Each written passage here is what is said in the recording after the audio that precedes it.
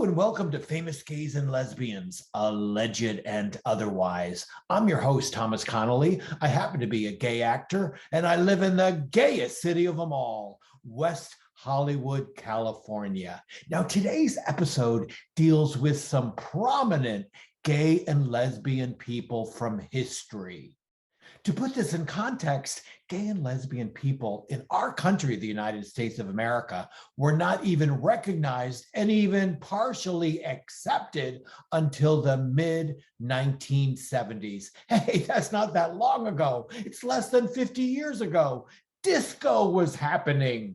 Oh, yes. Prior to 1969 and Stonewall, it was illegal to be a practicing gay man or lesbian woman in our country. Underground gay bars were routinely raided, and their patrons were thrown into jail. The next day, their names were plastered all over the newspapers as sexual deviants.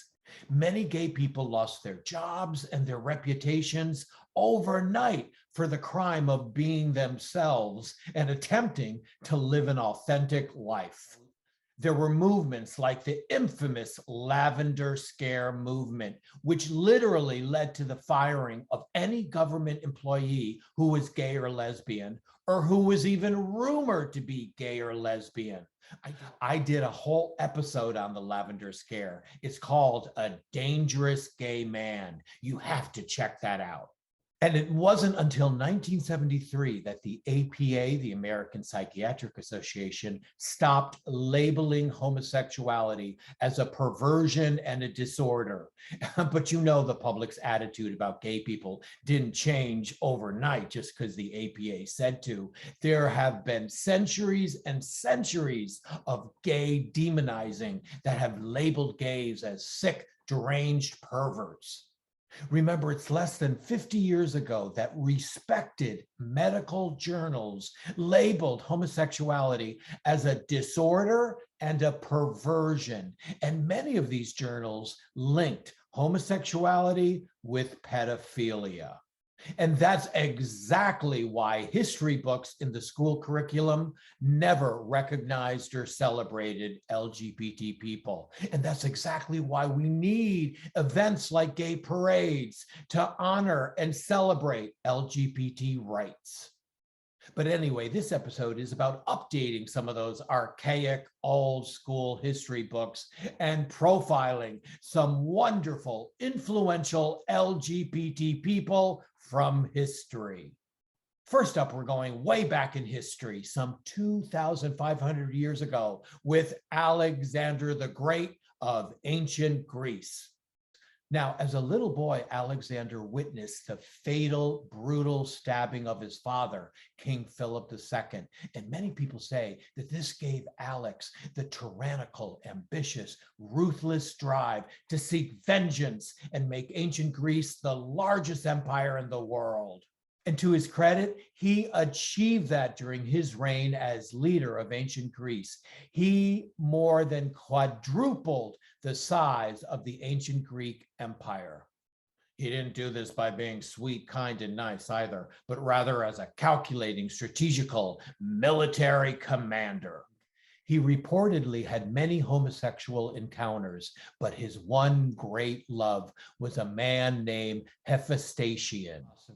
In a letter that was discovered by famed Greek philosopher Diogenes, Hephaestion wrote that he considered Alexander his pulsating thighs, and he was controlled by his love and desire for Alexander. It was also documented that Alexander the Great was so grief-stricken by Hephaestion's death that it led to his excessive drinking and made his immune system more vulnerable to disease. The making of the movie Alexander, about Alexander the Great's life and directed by the talented Oliver Stone in 2004, clearly shows that homophobia still exists. Officials from Greece told the director, Oliver Stone, there could be no homosexual references in the movie if they wanted to film in the actual places that Alexander the Great lived. To his credit, Oliver Stone said, okay, then I'll film this movie elsewhere. And he did, mostly in North Africa. Interestingly enough, Alexander the Great, the most powerful man in the world at the time, was brought down by a little mosquito when he contracted malaria and died at the early age of 31. A man of great style and taste, Alexander the Great brought the art and architecture of ancient Greece throughout his empire. A classic example of this is when Alexander the Great took over Egypt in 332 BCE, and he created a whole new city there, Alexandria, aptly named after himself, with the epitome of Greek style. You can go there today and see the Corinthian, Doric, Ionic columns. Now, I mentioned Greek art and architecture because now we're moving approximately 2,000 years later to the Renaissance of Italy. And we all know what the word Renaissance means. It means a rebirth of art from ancient Greece. The two quintessential gay artists of the Italian Renaissance are Leonardo da Vinci and Michelangelo. Now, like two feuding gay drama queens, it's reported that these two said some really nasty, caustic, mean-spirited things about each other because they were highly competitive, especially over the prize de Medici commissions. Da Vinci was particularly neurotic in that he wrote all his notes backwards because he was fearful that people like Michelangelo would steal all his ideas. Never marrying a woman, it's reported that Leonardo da Vinci had two great lovers, a man named Salai and Francesco Melzi. It's even reported that Leonardo da Vinci left Salai a prominent piece of real estate in his will. Now, did you know that Leonardo da Vinci, as a painter, only created 12 paintings in his lifetime, and most of those weren't even finished? But the ones that were, like the Mona Lisa and the Last Supper, are some of the world's most well-known paintings. Now, it's reported that Michelangelo was temperamental as well. But come on, if you were on your back painting the ceiling of the Sistine Chapel for years on end, you'd be pretty irritable too. Michelangelo's sculpture, for instance, David, and his artwork, like the Sistine Chapel, is known for a celebration of the male physique.